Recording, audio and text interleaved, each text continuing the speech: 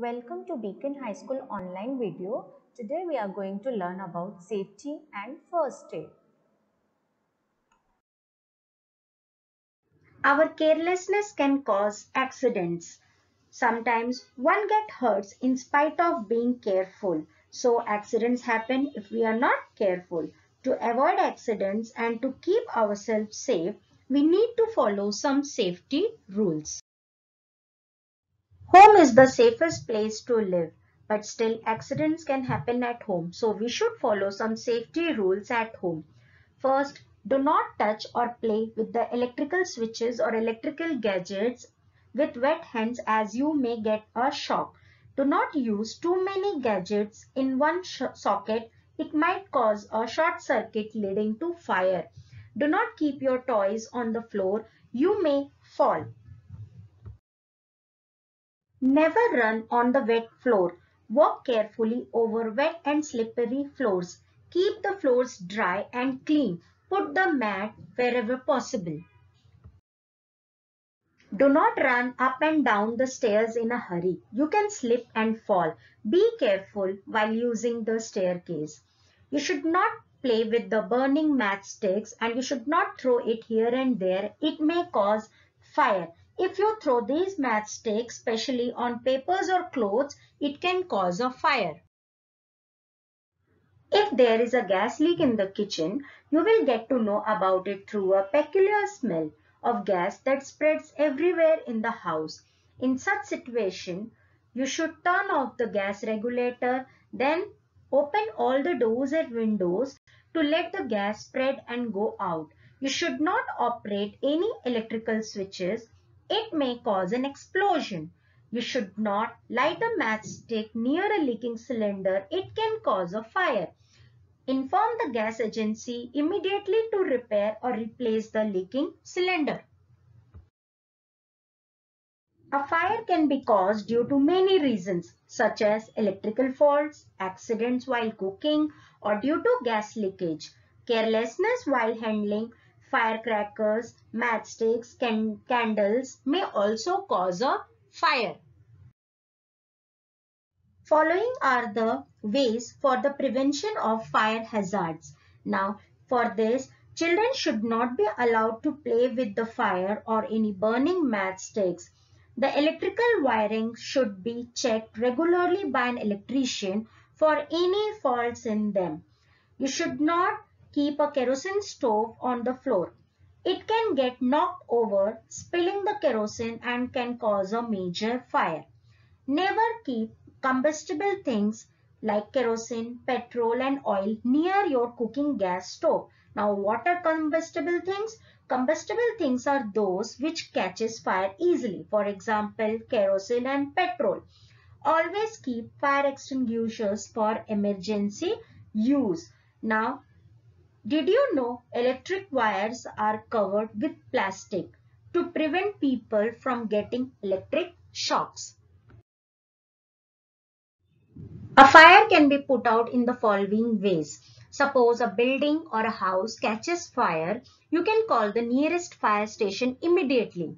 And if there is a small fire, it can be put out by using a fire extinguisher.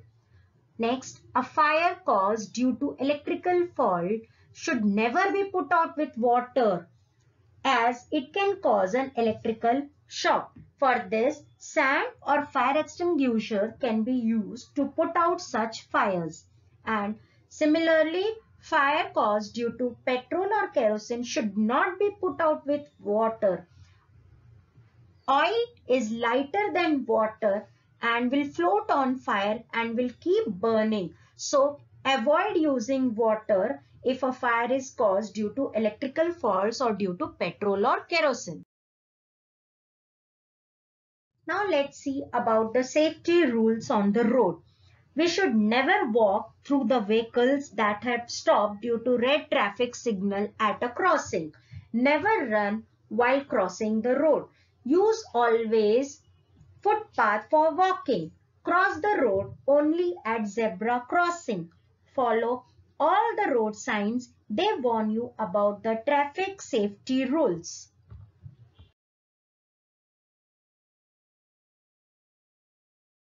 Always wear seat belts while driving or traveling in a car. You should wear helmet while riding a two-wheeler vehicle. Do not jump from running bus. Stand in a queue while boarding a bus. Do not play on the road. If you will play on the road, you can hit by a car or a vehicle. Now let's see about safety in the playground. Do not play games that can cause injuries. You should not push each other from swings. You should not fight or hit while playing. Do not jump off a high place. If you will jump from a high place, you can break your bones. Follow the rules of the game you are playing. If you will follow all these safety rules, you will be safe. Now, what do you mean by first aid? Now, first aid is the first help given to an injured person before the doctor arrives or before the proper medical aid is given to the patient. Accidents can happen anywhere and at any time. It is important to know what to do in case of an emergency. First, we should stay calm. We should not be panicked and we should not make patient uncomfortable. Make the patient comfortable first. Use your common sense. Do not do more than you know. For help, call an adult immediately. If possible, give first aid. Hygiene should be maintained while giving first aid to a person. Call an ambulance or a doctor if needed. First aid given in time can save a life. First aid is given in different ways to deal with different types of emergency. Some ways to deal with certain emergency have been discussed. First, let's see about burns.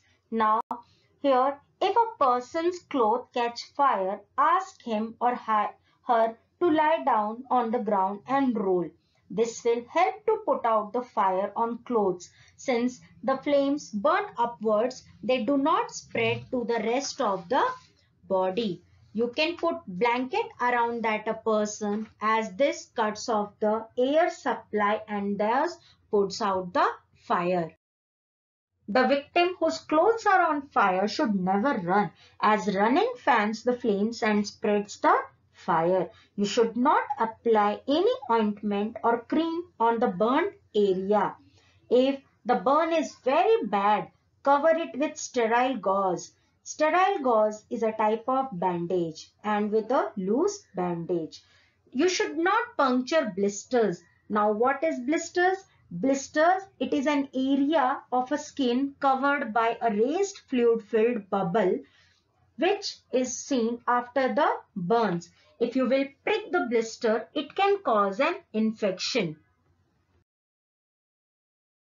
No wound should be ever be neglected, however minor it is, and hygiene should be maintained while giving first aid to a wounded person, as germs can enter the body easily from a cut or from a wound. So before attending the wounded person, you should wash your hands with soap and water before giving first aid.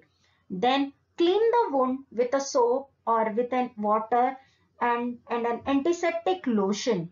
Then cover the wound with a bandage to prevent germs from getting into the wound and to stop the bleeding. In case the bleeding does not stop, tie a tight bandage called tourniquet above the wound to stop heavy bleeding. If the wound is very deep, the victim should be immediately taken to a doctor. A very deep wound may require stitches. If a wound or a cut is caused by a rusty metallic object, for example iron or a knife, there are chances of disease called tetanus. So tetanus is a disease that is caused by a metallic object. For that, an anti-tetanus injection is given by the doctor to help prevent the disease tetanus. On a hot and dry day, blood sometimes trickles down or comes down from the nose. This happens when a thin tube carrying blood inside the nose bursts. This is the nose bleeding. So for that, loosen the cloth around the person's neck. Ask the person to sit up straight on a chair with the head slightly leaning forward. You can see in the picture the correct posture of sitting when there is a nose bleeding. Then press the bleeding side of the nose firmly with your fingers and ask the person to breathe through the mouth. So put an ice pack. You can make ice in a piece of cloth or a wet cloth on the nose and on the back of the person's neck. Ask the person not to blow the nose for a few hours even after the bleeding has stopped. In case of heavy bleeding, consult a doctor immediately. Now let's see about the fracture or a sprain. Now when there is a fracture or a sprain, what first aid we should apply? There is a difference between fracture and a sprain. First let's see. Actually, fracture is a crack in the bone and sprain is an injury to a muscle near a joint. Okay, so for that, if there is a fracture or a sprain, you should not massage on the sprained or a fractured area. You should not move the fractured bone without proper support, and these proper support can be provided by providing the patient splint or a sling. Now let's see what is splint and what is sling. First, splint. Splint can be applied to give support to the broken bone. A splint is actually a device used to maintain a body part in a fixed position. You can see in the picture, a piece of cardboard around the broken bone can act as a splint. If a bone of the hand is broken, you can make a sling using a cloth or a bandage to give it support. You should prevent movement. Tie a firm bandage around the joint. Keep the bandage wet with cold water and keep the victim still until the doctor arrives. Now, snake bite. Snake bite requires immediate attention as the poison, it spreads very fast in the body through the blood and then it affects our heart and the nervous system of the body, which can even cause death. For that, first aid given to a snakebite patient is to immobilize the affected limb by tying a bandage very tightly above the bite to stop the flow of blood to the heart. Then rush the victim to the doctor. And if a snakebite patient is there, don't take the patient to a tantric or a snake charmer for treatment. And you should not suck the wound or you should not cut the wound open.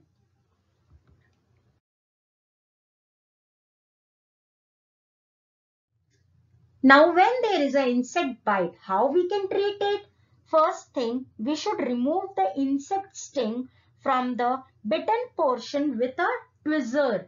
Then put ice cubes on the bitten area. Then you can apply the antiseptic cream. When a dog bites, it also needs immediate attention because it can cause a dangerous disease called rabies. So for that, if a dog bites, clean the wound with a soap and water. This will wash away the saliva of the dog. Then put an antiseptic cream on the bitten portion and rush the victim to the doctor. So these first aid and the safety rules, if you will follow, then you will be safe.